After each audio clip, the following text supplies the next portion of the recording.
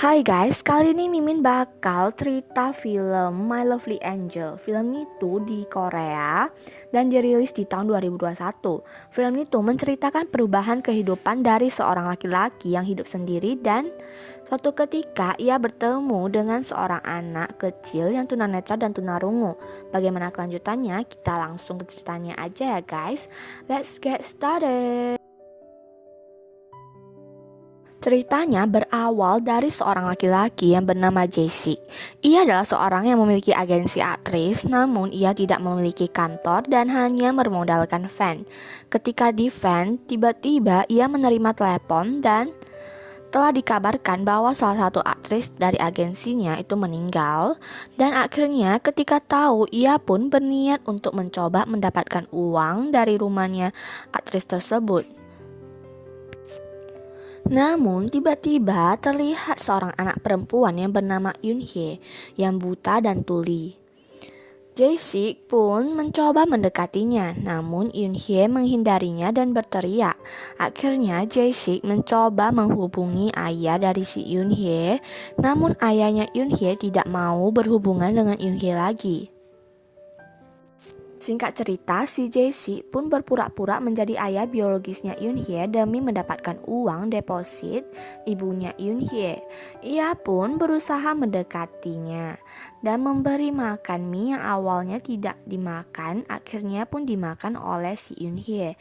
Dan juga ia membantu Yoonhye dalam berkomunikasi dengan huruf ataupun kata-kata yang ia ajari. Kata pertama yang ia ajari itu adalah apa, dimana itu artinya adalah ayah.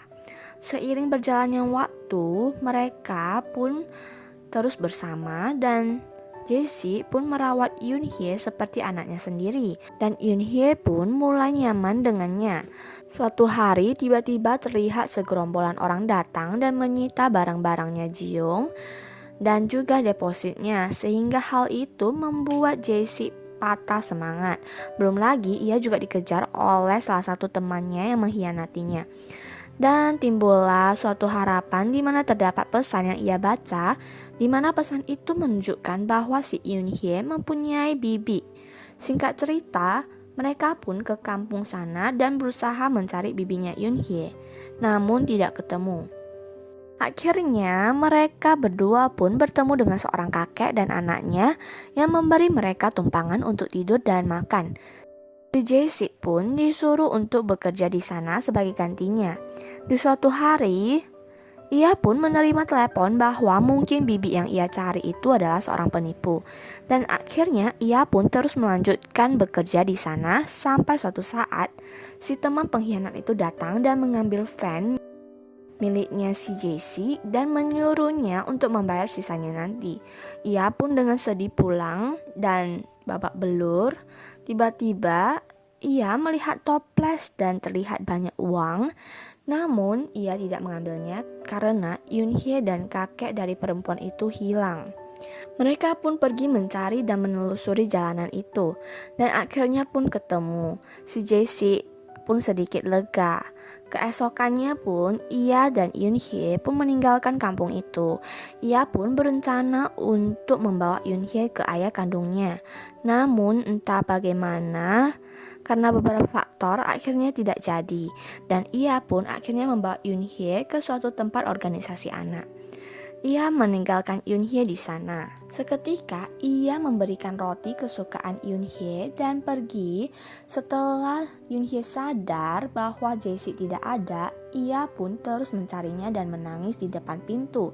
Dengan tidak tega, si Jae-sik datang dan Yoonhye pun bertanya, siapa Jae-sik? Dengan sedih ia menuliskan apa, yang artinya ayah. Film pun akhirnya selesai. Sebenarnya ceritanya ngambang sih guys menurut Mimin, karena gak dikasih tahu si Jae-sik tetap akan merawat si Yoonhye apa enggak.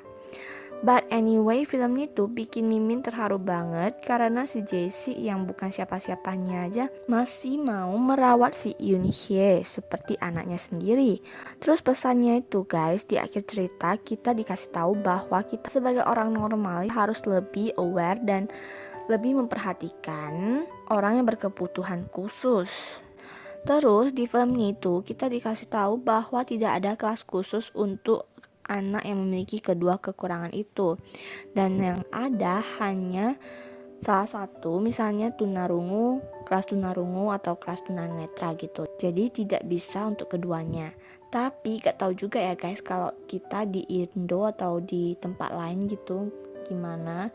But Mimin berharap fasilitas itu ada jadi bisa membantu orang-orang berkebutuhan khusus.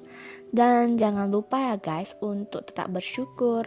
So this is the end of the video. Don't forget to like, comment, and subscribe. Thank you for watching. See you next time.